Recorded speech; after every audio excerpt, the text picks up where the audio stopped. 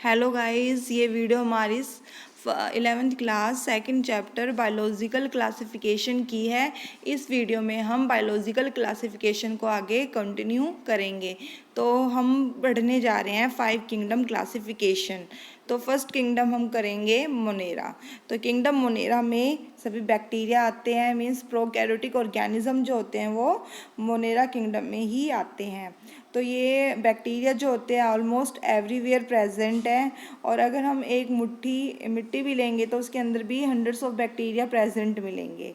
ठीक है, तो वो और कहाँ कहाँ रहते हैं वो देखते हैं। एक्सट्रीम हैबिटेट, हॉट स्प्रिंग मतलब बहुत ही ज़्यादा गर्म झरना जो होता है वहाँ प्रेजेंट होते हैं। डेजर्ट में, snow as well as deep ocean, जहाँ पे कोई नहीं रह सकता, मतलब रहना बहुत ही ज़्यादा कठिन हो, उसे हम एक्सट्रीम बोलते हैं, एक्सट्रीम हैबिटेट कहते हैं। तो वो वही जो बैक्टीरिया जो होते हैं वो उस जगह भी रह सकते हैं। तो कुछ बैक्टीरिया ऐसे हैं जो पैरासाइट है, मतलब पैरासाइट क्या होते हैं जो दूसरों पे डिपेंड हो, उसे हम पैरासिटिक इन नेचर कहते हैं। और कुछ और सभी के अभी बता चुकी हूँ मैं। आल मोनेरास आर प्रोकैरियोट्स, मतलब मोनेरा जो होते हैं वो सभी प्रोकैरियोट्स होते हैं। दे do not have the true nucleus. Prokaryotes का मीनिंग यही है कि जिसके पास ट्रू न्यूक्लियस ना हो। ट्रू न्यूक्लियस का मतलब क्या होता है? न्यूक्लियस भाई सराउंडेड हो न्यूक्लियर मेम्ब्रेन से, और यहाँ पे हमने कहा है do not have true nucleus, इसलिए क्या बोला है? Nucleus not surrounded by nuclear membrane. अब देखो, अभी आपने किया था कि कुछ ये कैरेक्टरिस्टिक्स हैं जो हम सॉरी कर रहे हैं। तो पैरासाइट है तो इसका मतलब क्या है? वो हेटेरोट्रोफ होंगे। और कुछ बैक्टीरिया ऐसे होते हैं जो अपना फूड खुद सिंथेसाइज करते हैं, तो उसे हम ऑटोट्रोफ बोलते हैं। तो ऑटोट्रोफ या हेटेरोट्रोफ क्या है? Mode of nutrition. ठीक है, अब हम कर चुके हैं मोड ऑफ न्यूट्रिशन। आपसे कोई पूछे तो आप क्या बताओगे कि ये ऑटोट्रोफिक भी होते हैं, हेटेरोट्रोफिक भी होते हैं, और हेटेरोट्रोफिक में ये पैरासिटिक इन नेचर के भी होते हैं। ठीक है, और जो बैक्टीरिया वो एरोबिक और एनारोबिक दोनों ही होते हैं। अब एरोबिक क्या होते हैं? जो ऑक्सीजन की प्रेजेंस में मतलब जिनको ऑक्सीजन की रिक्वायरमेंट होती है उसे एरोबिक बोलते हैं, और जिनको ऑक्सीजन की रिक्वायरमेंट नहीं होती है उन्हें एनारोबिक बोलते हैं। अब रेस्पिरेशन बोल रहे हैं तो मीन्स जो ऑक्सीजन की प्रेजेंस में रिस्पायर होते हैं, मतलब सांस लेते हैं, जिनको सांस लेने के लिए ऑक्सीजन चाहिए उन्हें एरोबिक बोलेंगे, और जिन्हें सांस लेने के लिए ऑक्सीजन नहीं चाहिए उन्हें एनारोबिक बोलेंगे। अब इनकी जो मूवमेंट होती है वो फ्लैजिला के थ्रू होती है, इसलिए लिखा है the movement occur through flagella. अब इन्होंने कहा है कि इनके अंदर देखो, हमने किया था कि जो इनका स्ट्रक्चर होता है वो सेल्यूलर होता है, मतलब कोई ऑर्गन प्रेजेंट नहीं है इनके अंदर। तो एक्सचेंज ऑफ न्यूट्रेंट और गैसेस अकर बाय डिफ्यूजन, तो डिफ्यूजन प्रोसेस होती है, तो उसके थ्रू क्या होता है? ये न्यूट्रेंट्स और गैसेस को एक्सचेंज करते हैं। तो आप देखिए, ये कुछ डायग्राम देख रहे हो बैक्टीरिया के, तो बैक्टीरिया की शेप होती है अलग अलग। तो अगर बैक्टीरिया की शेप स्फीयर हो तो हम उसे कहते हैं कोकस। ठीक है, और अगर वो रोड लाइक हो, जैसे कि आप यहाँ देख रहे हैं, ये स्फीयर है। ठीक है, इनका स्ट्रक्चर तो ये क्या है? इनके नाम के पीछे कोकस लिखा होगा। ठीक है, जैसे स्ट्रेप्टोकोकस, तो उसका मतलब क्या है? कोकस क्या बता रहा है? इसकी शेप बता रहा है। स्ट्रेप्टोकोकस की शेप कैसी है? स्फीयर है। ठीक है, अगर बैक्टीरिया की शेप रोड लाइक हो, जैसे कि आप यहाँ देख रहे हैं, तो रोड लाइक शेप होगी, तो उसे हम क्या बोलेंगे? बेसिलस। ठीक है, तो लैक्टोबैसिलस लिखा होता है किसी बैक्टीरिया के नाम के पीछे, बेसिलस लिखा होगा तो उसकी शेप बताएगा वो बेसिलस, मतलब रोड शेप। और ऐसे ही जैसे लैक्टोबैसिलस एग्जाम्पल है इसका, तो लैक्टोबैसिलस की शेप कैसी है? Road like. और कुछ बैक्टीरिया ऐसे हैं जो कोमालाइक होते हैं, तो विब्रो होता है, उनकी विब्रो बोलेंगे हम, और जो स्प्रिंग लाइक होंगे उसको हम स्पाइरलम बोलेंगे। ठीक है, अब हम आगे बढ़ते हैं, थोड़ा सा इसके बारे में जानते हैं। तो हमने किंगडम मोनेरा में बैक्टीरिया को डिवाइड किया, आर्ची बैक्टीरिया और यू बैक्टीरिया। अब आर्ची बैक्टीरिया क्या होते हैं? जो सबसे पहले आए थे, ठीक है, मतलब जो एंशियंट बैक्टीरिया जो है वो उनका नाम है आर्ची बैक्टीरिया। ठीक है, अब एंशियंट बैक्टीरिया बोला है तो इसका मतलब पहले जब अर्थ बनी थी तब जो एनवायरनमेंट था वो बहुत ही ज़्यादा गर्म था, मतलब जैसा अभी हमें एनवायरनमेंट दिख रहा है वैसा एनवायरनमेंट नहीं था। तो आर्ची बैक्टीरिया जो है वो हार्श हैबिटेट में आराम से रह सकते हैं अलाइव। अगर वो हॉट स्प्रिंग में रह रहे हैं तो हम उस बैक्टीरिया को थर्मो एसिडोफिलिक बैक्टीरिया बोलेंगे। ठीक है, तो थर्मो एसिडोफाइल्स का मतलब क्या है, बैक्टीरिया का वो हैबिटेट बता रहा है कि वो हॉट स्प्रिंग में रहता है। और हेलोफाइल्स है तो इसका मतलब क्या है, वो हाई साल्ट कंसंट्रेशन में सर्वाइव रह पाते हैं। और मिथेनोजन बोला है तो इसका मतलब वो बैक्टीरिया क्या है, मार्शी एरिया में रह रहा है। ठीक है, तो उनका जो इनके पास वॉल प्रेजेंट होती है, ठीक, वो मोनेरा जो और जो ग्रुप के मोनेरा जो है उनसे थोड़ी सी इनकी अलग होएगी वॉल। ठीक है, जैसे बाकी तो पेप्टाइडोग्लाइकॉन की बनी होती है, मतलब पेप्टाइड प्रेजेंट होते हैं और इनके अंदर पेप्टाइड प्रेजेंट नहीं होते हैं।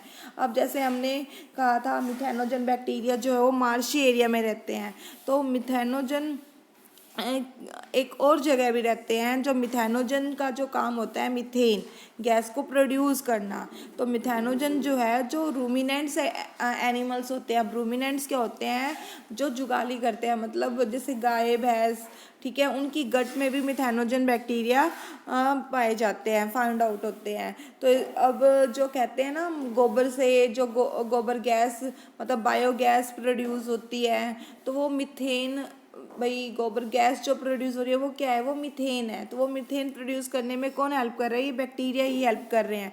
ठीक है, जो इसलिए लिखा है help in production of biogas from the Dang of animals. ठीक है, अब हम आर्की बैक्टीरिया के बारे में कर चुके हैं। अब हम यू बैक्टीरिया के बारे में करेंगे। यू बैक्टीरिया क्या होता है, तो यू बैक्टीरिया क्या है, यू बैक्टीरिया को हम ट्रू बैक्टीरिया भी कहते हैं। यू मीन्स होता है ट्रू। अब ये क्या है, इनकी कैरेक्टरिस्टिक्स क्या है, जैसे हम इनके पास भी फ्लैजिला प्रेजेंट होता है जिसकी वजह से मोटाइल होते हैं। इनकी वॉल जो होती है वो रिजिड होती है। ठीक, और इनके पास ब्लू ग्रीन पिगमेंट होने की वजह से हम इसका एग्जाम्पल है ब्लू ग्रीन एल्गी। ठीक है, तो इनके पास ब्लू ग्रीन एल्गी हमने क्यों बोला, क्योंकि इनके पास जो पिगमेंट होता है वो ब्लू और ग्रीनिश दोनों पिगमेंट प्रेजेंट होते हैं, जिसकी वजह से इसका कलर क्या हो जाता है, ब्लू ग्रीन। और ग्रीन पिगमेंट कौन सा है जिसकी वजह से इनका कलर ग्रीन है, तो वो है क्लोरोफिल ए। जैसे प्लांट में होता है क्लोरोफिल, वैसे ही इन बैक्टीरिया के पास भी प्रेजेंट है क्लोरोफिल। इसी वजह से क्या होता है, अभी हमने किया था ना न्यूट्रिशन में ऑटोट्रॉफिक इन नेचर, तो ये अपना फूड खुद सिंथेसाइज कर सकते हैं। तो इनके पास ग्रीन पिगमेंट है, तो ग्रीन पिगमेंट क्या करता है, लाइट को कैप्चर कर लेता है और फिर उसके बाद फूड बनाता है। तो इसलिए क्या है, ये फोटोसिंथेटिक ऑटोट्रॉफ्स है, मतलब फोटोसिंथेसिस में भी हेल्प करते हैं। ठीक है, अब साइनोबैक्टीरिया के बारे में हम थोड़ा सा और कुछ जानते हैं। ये जो आपको डायग्राम में दिखाई दे रहा है ये इसका स्ट्रक्चर है। तो जो साइनोबैक्टीरिया होते हैं वो यूनिसेल्युलर होते हैं और फिलामेंटस लाइक, मतलब इनका जो स्ट्रक्चर होता है वो फिलामेंट लाइक होता है। और ये क्या है, ये बाहर सराउंडिंग में जेलेटिनियस सीड से सराउंडेड होते हैं, कॉलोनीज बना देते हैं और कॉलोनी के बाहर क्या है, जेलेटिन प्रेजेंट होता है। ठीक है, तो इनके जो नाइट्रोजन के फिक्सिंग में हेल्प करते हैं, ठीक है, तो उसे कहते हैं हेट्रोसिस्ट सेल। जो बीच में आपको अलग से जो सेल दिखाई दे रहा है ये, तो वो क्या है, हेट्रोसिस्ट सेल है। ठीक है, तो इनके अंदर कैपेसिटी होती है हेट्रोसिस्ट सेल में, ये फिक्स नाइट्रोजन को फिक्स कर सकते हैं। तो क्वेश्चन आ सकता है, name the cyanobacteria which fix the nitrogen, तो आप क्या बताओगे, नोस्टॉक। ठीक है, अब इसके बारे में और आगे जानते हैं। ये बैक्टीरिया देखो फोटोसिंथेटिक इन नेचर तो हम कर चुके हैं। एक और होता है इनका ऑटोट्रॉफ में, कीमोसिंथेटिक ऑटोट्रॉफ। कीमोसिंथेटिक ऑटोट्रॉफ में क्या होता है, ये इनऑर्गेनिक सब्सटेंस का यूज़ करते हैं और फूड बनाते हैं। ठीक है, तो यहाँ पे इन्होंने लिखा है there are certain bacteria that can oxidize certain inorganic substance such as nitrites nitrates. तो ये नाइट्राइट और नाइट्रेट को ऑक्सीडाइज कर देते हैं। इनका यूज़ करते हैं, इसलिए हम इसको कीमोसिंथेटिक ऑटोट्रॉफ्स बोलते हैं। तो ये क्या करते हैं, ऑक्सीजन को the energy release during oxidation is used in the production of ATP. तो उन्होंने कहा है कि ऑक्सीडेशन के दौरान ये एनर्जी रिलीज़ करते हैं और उनका यूज़ करते हैं एटीपी के प्रोडक्शन में। और अब हम इनका रिप्रोडक्शन करेंगे, देखेंगे कि ये कैसे रिप्रोड्यूस होते हैं। तो bacteria can reproduce asexually by fission. Fission के थ्रू क्या होता है, ये रिप्रोड्यूस होते हैं। फिजन क्या होता है, जैसे एक है बीच में ये फ्यूज़ कंस्ट्रिक्ट होते जाएंगे। पहले तो न्यूक्लियस का डिवीज़न होगा, फिर साइटोप्लाज्म का डिवीज़न होगा, फिर जहाँ से बीच में से कंस्ट्रिक्ट हो रहे हैं फिर ये कंप्लीट एक वॉल बना देंगे, तो ये 1 से 2 में कन्वर्ट हो जाएंगे। फिर अब आगे जो है ये जो रिप्रोड्यूस होते हैं वो स्पोर्ट्स के थ्रू भी रिप्रोड्यूस होते हैं, अगर अनफेवरेबल कंडीशन हो तो, ठीक है। तो मोनेरा के अंदर माइकोप्लाज्मा भी आते हैं।